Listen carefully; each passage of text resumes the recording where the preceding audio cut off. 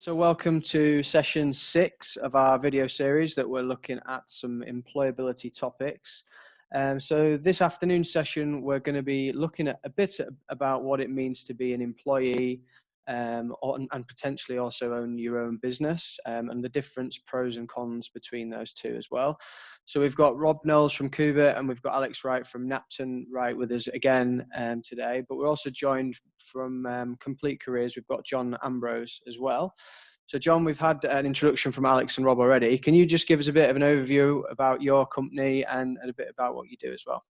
Yeah, absolutely. So I've got a small company based in Lincolnshire, and most of what we do is around working with schools, colleges, and training providers to basically help them develop their careers program, so that they give students like you guys the best support you can possibly get. So helping them to develop their own kind of procedures, really. So it used to be a role that used to be done in the local government. So I've been doing careers work now for getting on for 20 years. Most of that time I've been an employee either for a private company or for the local government. But for the last 5 years, it's been a service that we've developed our own company with, and I am the strategic director of that. So that is Complete Careers, and that is what we do. Great stuff. Thanks, John. Yeah, so I guess that was quite a bit of an insight into kind of the topic of discussion for today. So, young people listening to this are taking part in a session that looks at, self-employment and having their own business, but also, what it means to be an employee as well. So, John, you talked a bit about, how you were previously part of the, local government and running the service from there. And then you went away and created your own business. So I think I'm going to come to you first, if that's all right. So, possibly talk through that little bit of a situation, and then maybe just give us a bit of an insight of what you perceive to be the real pros of having your own business and potentially the cons of that as well. Definitely, yeah. So I can certainly look at both sides of the coin, really, from having been an employee of a large organisation or a local authority to then being the director of a very, very small organisation, which is our own. I think really, first and foremost, as an employee for a big organisation, you do get more security. It's fair to say you get, more probably in the way in kind of like leave and possibly things like pension contributions and other things like that with security. It's also quite useful as well in that if your computer goes wrong, kind of thing, or if you've got a problem with your internet, or got a problem with something finance related or something legal, there tends to be somebody you can go to pretty much straight away that can give you an answer really about what to do. When you're self-employed or run a small business, it's a little bit less straightforward, really, Yeah. potentially, to be able to put these things right. So things like that can be quite useful, although there often are systems, obviously, to get around large employers too. But I mean, certainly for me, one of the key strengths of being self-employed and the owner of a small business is that I think there's that hunger and that desire and that drive, really, to do something that you firmly, truly believe in. So something that you really value in terms of your work, really. And there's a huge sense, really, of job satisfaction that I get more now than I ever did before at a local authority. A lot of the work I do is very similar, to be perfectly honest. But the fact that it's our own and the fact that we're in control of it and we're driving that agenda is ridiculously rewarding at times. Not all the time, of course, but most of the time, ridiculously rewarding. And I think that's that part, really, about being self-employed and owner of a small business. You get to be very creative. You get to make decisions, and you get to be able to implement them. In many ways, you kind of get to do what you want, but not in the same way that I thought, really, when I started. Because I thought, well, gosh, we can do whatever we want now because we're our own entity.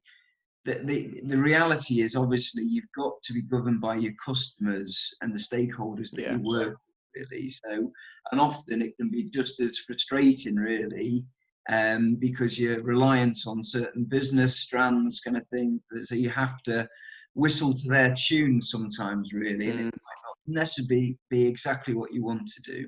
Yeah. So that's one of the downsides. Equally, trying to actually put a value on what you're worth a day is quite challenging, really, because you have to put on all kinds of overheads, such as the cost Yeah. for running an office, the cost for employing staff, the cost for all the management time that you put in where you're not actually directly doing the job, the cost of all your IT and equipment kind of thing. So sometimes, at times, you tend to want to underprice yourself, really, Yeah. so that you don't get that gasp, really, when the client says, how much, really?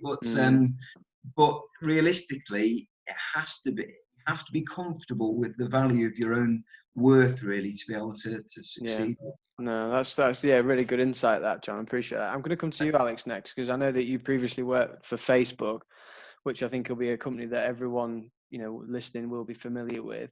And then obviously you've come to set up your own business. So I guess, is there anything that you want to kind of add to, you know, what John said there? Yeah, I'd echo a lot of what John has said. Certainly around, you know, I set up my own business and thought, oh, I have all the time in the world to go for a bike ride and run and do all that kind of stuff, and, you know, hang out with my kids. And actually, I'm still trying to squeeze all that in around. It's just that I've got to then manage lots of other people who are trying to do the same thing. So over the last 20 years, I've worked for a number of different organisations, from sales houses where I've been on the phone trying to, you know, make deals with people, through to a university where I worked on their marketing team, and then Facebook, where I was there for 3.5 years, which was like nothing else. And it was the kind of corporate environment, but also effectively a startup as well, because they weren't a public company back then. And you still had to do a lot of the kind of fixing of your own computer, even though they had kind of 2,000 people across the world working for them. We were the only non-US based office back then. So we had to fix our own computers, but we did get the backup of, you know, employee wellness, and they looked after us with, you know, providing financial advisors to help us when we were buying a house with a mortgage and things like that. So lots of cool stuff that gets added in, although, you know, financial advice doesn't sound particularly cool. It is very useful. So that's kind of side of things, and working for an organization where, you know, they'd pay for your drinks and they'd take you out for meals and do all that kind of fun stuff.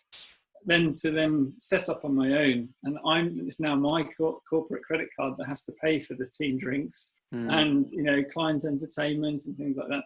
I never set out. I never, you know, 20 years ago, I never said I want to run my own business. I've kind of got here by accident. I love it. I would never go back to being employed, but I did, and I'm glad that I went through the process of being employed. Yeah, learning how to work in teams, learning how to take direction, learning how to bite my tongue when someone thinks that you've done something and you actually haven't, or thinks you haven't done something when you have. You know, it's a bit like being at school, where, you know, sometimes the teacher's having a go at you and you haven't done anything wrong. But you've got to learn how to deal with that. And all those skills you take on, you then use in your own self-employment. So when I set up the business, it was mainly just me going out there and helping clients and trying to generate business and looking for ways to expand the business out and looking for potential partners to work alongside. And now we're a team of 7. It's a bit different. I'm managing people, and I actually get my job now is to run the business. My job is not to be a marketer. Yeah. It used to be, which is how things tend to change along the way. But I would definitely advise having it in your mind that you can go and start your own business. Yeah. And there are times when you can run your own business as well as being employed by somebody. I was talking to someone today, and they used to work for a marketing agency while they were training to become a PT. So they were training to do the personal training side of things, as well as doing their day job. And they just did it in the evenings. And then they've actually kind of gone on full time to be a personal trainer, and they're not doing the marketing anymore. So, you know, it's having those, you know, your eyes open to all these opportunities along the way. Yeah, I think that's a really good insight. And I think I'm going to come to you now, Rob. I think Alex has touched on that, and the importance of being aware of the opportunities around you, I suppose, and not necessarily saying, you know, like, I'm working a 9-to-5 job and that's it. You know, there may be other opportunities there that you can take advantage of, and using your time, I suppose, you know, to to always learn, potentially retrain. So I guess, Rob, coming to you, is there anything you can kind of pick up on that Alex mentioned there? Yeah, a couple of things. So, like Alex, I didn't set out to start a business. For many years, I was in the army. I left the army, economic development, or business link, nationally recognised companies, corporate. But as I was evolving as a person, I became increasingly frustrated with you can't do this because an organisation. I just want to do my job, and you're getting in the way.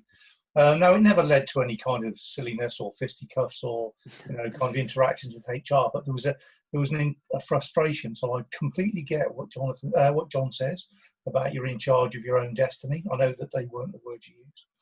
So I know I don't think I could work for anybody else anymore, because I just get on and do things the way I do it. One thing I would say is we talk these days about mental health and resilience. Well, one thing's for sure, if you decide to go down the path of self-employment, you will develop resilience. You have to, because it's an emotional roller coaster. And I'll give you a great example of this. A couple of years ago, I thought I was really onto a winner. I had 2 different clients in the same city. So one journey, saving petrol. So the morning was with one client, and the afternoon was with another client. 3 days before the event, the first client rang me up with a genuine reason for postponing. Note the word postpone, not cancel. So naturally my heart sank, because it's income earning. I thought, never mind, I've still got the other one. And then sure enough, the next day, the other guy rang and said, look, I've had a problem in the factory, can't help. So I've lost a day's worth of income. So I was quite low. And then at 4:30, the phone went again. Somebody else who I had a conversation with some weeks ago. So what are you doing on Monday? This was the day I was due to go. So thinking quick on my feet, I went, well, just let me look at my calendar a moment. Yeah. Or, what is it you want, type thing. Played a bit of a game. He said, I need you in. We've got a problem with people, and I'll pay your daily rate. He didn't even ask me what it was. So from 9 o'clock in the morning on a high, 2 o'clock in the afternoon on a low, and then 4:30 back on a high. And it goes. Now, they're not all like that. They're not all like that. You do get some great moments. And if you really love what you're doing, and I understood this in employment, but I never really got it.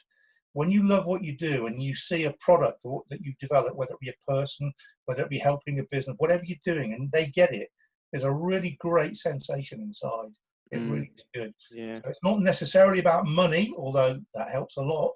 And it's really important to hoist on board the point John made about your value, understand your value. So it took me a while to get to that bit as well. Yeah. I think that's an interesting thing, Rob, that when you run a business and you have people who are working for you, you get to understand that not everybody just wants, money reward for stuff. They like recognition. That can go a lot further than an increase in pay. Obviously, people still want to get paid, but actually feeling like they've done a good job is much better and much longer lasting reward than just an extra few quid in their back pocket that they'll end up spending without realizing. If they can come home at the end of the week and go, do you know what, I got praise from everybody at work, I got praise from a client, I feel like I'm doing a great job, I feel like I'm really valued in this, then it's better than having an extra £100 in their back pocket. It really is.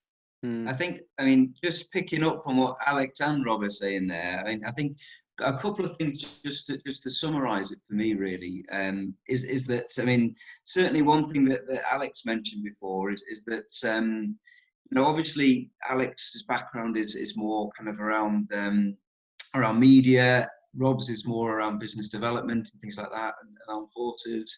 Mine has been more around careers, but what seems to happen, and what Alex seems to be saying, which strikes the same chord with me, is that perhaps the more the business succeeds, the less you do what you intended to do, and the more you tend to go up and do lots of managing people, looking at spreadsheets, looking at databases. So, it's perhaps not the same type of fun that you perhaps intended when we set out, but it's the drive and it's the way the business is going that provides a different type of kind of buzz that we probably didn't anticipate when we set out. And I think, again, just bringing on some of the other things that we're saying there, is that it's not a 9 to 5. It's not something that you can predict when you turn to work. What Rob was saying, that you're going to be going to these places, it's a very much spiky profile about how your day might be, ups and downs kind of thing. But ultimately too, like Alex said there, when I never set out to be self-employed or a manager of a business, by the way, either. But I did, when I went into setting it up, I thought, oh, this, I've just got young children now, kind of thing. I wouldn't mind going for a couple of runs or something, bike rides, and just working less. I've been working hard all my adult life. I'm going to take the pressure off. But it's entirely the opposite in my experience. Certainly, there's no 9 till 5. It's difficult to switch off. You've got to discipline yourself to do so. It's often the case where I think, well, hand on heart say I've worked harder in this role in the last 4 or 5 years than I have done over my entire career, kind of thing, in terms of hours committed. But it's that sense of achievement, that sense of purpose, and those values really that both Rob and Alex have been talking of that really strike home why I do it. I don't think necessarily I've been on the same kind of pay recently than I have in the past when I was employed, but it is those values, that drive and that progression that really brings home why I'm doing it. No, it's great. I think, to be honest, we're coming to a kind of a close. So I usually do like a round robin of summarising kind of what we've discussed with each of the guests. So I think, John, you've kind of given your thoughts there. So I think from my perspective, I think it's, not someone that has been self-employed before. I think where I look at it, I'm very, respect you guys for doing that. But I think, for me, at the minute, it's that risk element as well. There is a huge risk to it, that uncertainty potentially of what it could look like. Whereas, potentially you're on a permanent contract. So, you're getting a set wage every single month. It's easy to manage as long as something doesn't happen with the company. So I think that's something from my perspective, I think, something to pass on to the young people as well, is that, you've got to weigh up, I suppose, all those different pros and cons. And hopefully today we've outlined some of those. But Rob, I'll come to you, just again, key thing to pass on to the young people before we finished on kind of the discussions that we've had. Okay, I think so. One of them will be around risk. You mentioned risk, and I fully understand that. So when you're at the age leaving school, I would suggest that you don't understand risk, and you don't have anything to lose. So that's a great time to start. In a sense, it's a bit like teaching a child to climb a rock. The best time is when they don't understand fear. They'll just learn. So don't be put off. Don't be put off by what you've heard. It's been honest what you've heard, but don't be put off. You can do it. And don't be afraid of the risk. And the last thing I'll say is there's a lot of support mechanisms around for you, that too many to mention here, whether they be established organisations that are funded, councils or whatever, alumni. There's lots of things and people you can turn to for help. So don't be put off. Go for it. Thanks, Rob. Alex, we'll come to you next. My view is that the employment landscape has changed hugely in the last 20, 25 years. So far fewer people are going into a job for life, and lots of people are they're learning skills which are then transferable across careers, and people are going from 1 year to the next, to the next, to the next. And there were times when people said, well, if you've got 3 jobs in 10 years on your CV, then that looks really bad. It looks like you've got itchy feet all the time. Well, actually, we don't pay any attention to that now. As long as someone can do the job and they fit in with the team, then and they've got the right kind of attitude, then that's all that counts. But one thing I would say is that be open to all opportunities. If you get the chance to run your own business, if you get your chance to partner up with somebody to run a business, someone else who's got complementary skills, have a go, get stuck in. Weigh up the risk, yes, but just have a go, because you're better off regretting doing something than not. Thanks, Alex. Anything from you, John, to add just before we close? Yeah, just as following on really from what Alex was just saying there, then really. So it's a bit broader than being either employed or self-employed, but it's about finding the right opportunities that match your blend, really. So whether that's it's about your values, the kind of things that you enjoy, finding an employer that gives you that freedom to be able to share your creativity or whatever it is that you desire, really. And obviously just making sure that you're finding the right opportunities based on you and your makeup and what you want thing. And obviously if you're finding more and more frustrated that isn't out there, then this is more than a reasonable kind of like solution really, to think of taking the bull by the horns and set it up for yourself really, and thriving with it kind of thing. So it's about knowing yourself first, knowing what you want and going out there and getting it.